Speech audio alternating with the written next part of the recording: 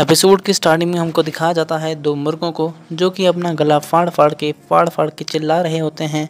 तो उसके बाद हमको दिखाया जाता है एक दरवाजे को जो कि हल्का सा खुलता है और उसके अंदर से एक लड़का बाहर आता है और फिर वो अंगड़ाई लेके झाड़ू मारना शुरू कर देता है। तो फिर वो लड़का हमको बताता है कि भाई लोगों, मेरा नाम है यानकाई और मैं इस सेक्ट का डिसाइपल हूँ। तो मैं इस सेक्ट में 3 साल से ट्रेनिंग कर रहा हूँ और अब तक मैं सिर्फ बॉडी टेम्परिंग के 3rd स्टेज तक ही पहुँच पाया हूँ, जो कि बहुत ही ज़्यादा बेकार है, जो कि बहुत नॉर्मल नहीं है। और इस वजह से मुझे लोग कोई रिस्पेक्ट नहीं करते इस सेक्ट में और मुझे नीची नज़रों से देखते हैं। और हमारे मेन कैरेक्टर के साथ जिन बंदों ने सेक्ट ज्वाइन किया था 3 साल पहले, वो सभी बंदे हमारे भाई यानकाई यानी हमारा मेन कैरेक्टर के लेवल को कब का सरपास करके आगे बढ़ चुके हैं और किसी बड़े बड़े सेक्टों में ज्वाइन होके वहाँ पे अपना मास्टर चुन चुके हैं। उसके बाद हमारा मेन कैरेक्टर बोलता है, पर भाई मेरे पास कोई चॉइस नहीं थी, मुझे इस सेक्ट में रहने के लिए क्लीनिंग जॉब को एक्सेप्ट करना पड़ा। तो इसके बाद हमारा मेन कैरेक्टर अपने सेक्ट की बढ़ाई करता है। वो कहता है कि मेरा सेक्ट का नाम है हाई हेवन पैवलोन। ये बहुत ज़्यादा स्पेशल सेक्ट है क्योंकि यहाँ पे जो इंटेंस कंपटीशन होता है डिसिपल के बीच में वो बहुत ज़्यादा खतरनाक होता है और देखने लायक होता है।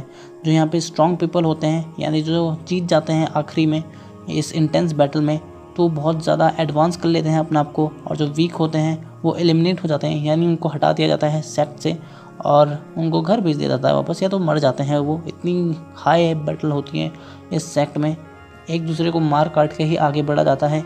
यहाँ पे ऐसा नहीं है कि दूसरे सेक्ट की तरह कि यहाँ पे फ्रेंडशिप करी जा सके, यहाँ पे ट्रस्ट नहीं किया जा सकता है। तुम किसी पे ट्रस्ट नहीं किया जा सकता, किसी डिसिपल्स के बीच में यहाँ पे फ्रेंडशिप नहीं है।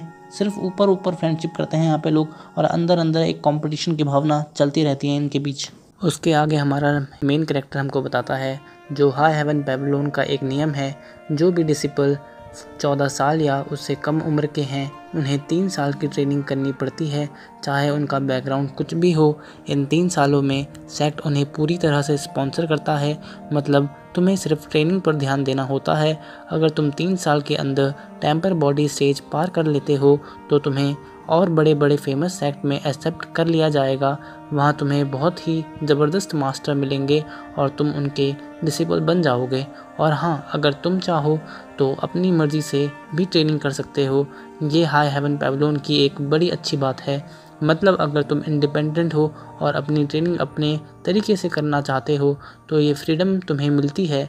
हाई हेवन पैवलोन के ये रूल्स तुम्हें अपने हिसाब से ग्रो करने का मौका देते हैं। अगर तुम मेहनत करो तो तुम बहुत आगे जा सकते हो। तो हमारा मेन कैरेक्टर आगे हमको बताता है अगर कोई डिसिपल टेम्पर बॉडी स्टेज पार नहीं कर पाता तो उसे या तो सेक्ट छोड़ना पड़ेगा या फिर उसका रैंक गिराकर ट्रायल डिसाइपल बना दिया जाएगा। पूरी हाई हेवन पैवलोन में लगभग 3000 डिसिपल्स हैं, पर ट्रायल डिसिपल इतने कम हैं कि उन्हें उंगलियों पे गिना जा सकता है। यहाँ कंफर्ट की कोई गारंटी नहीं है। अगर तुम्हारा एक मील मिस हो जाए या ठंड लग रही हो तो कोई परवाह नहीं करेगा। पहले भी मुझे यहाँ से निकालने की कोशिश की गई थी, लेकिन मैं ये दोबारा नहीं होने देना चाहता। हम इंसानों की ज़िंदगी बस कुछ ही लम्हों की होती है। जब एक बार डिसीज़न ले लिया तो उस पर टिकना चाहिए, बीच में गिव अप करना तो बिल्कुल ही बेकार बात है। आगे हम लोगों को दिखाया जाता है कुछ डिसिपल्स हमारे मेन कैरेक्टर की ओर बढ़ रहे होते हैं। तो उसके बाद एक बंदा कहता है, क्या ये यानकाई है? तो तभी दूसरा बंदा कहता है, नहीं नहीं, ये यानकाई नहीं, ये हमारे सेक्ट का ट्रायल डिसाइपल यानकाई है। ये बहुत ही ज़्यादा निकम्मा बंदा है, इससे निकम्मा बंदा कोई नहीं है। हम इसके जूनियर लगेंगे और हम इसके बाद में आए थे इस सेक्ट में, और अब तक ये सिर्फ बॉडी टेम्परिंग के 3rd स्टेज पर ही अटका हुआ है, जो कि एक बहुत ही ज़्यादा बेकार बात है और इससे बेकार बात कुछ और हो भी नहीं सकती है। तो चलो भाई, चैलेंज करते हैं आज दोबारा से इसको। हमने 5 दिन पहले चैलेंज किया था इसको और इसमें हार गया था बहुत बुरी तरह से।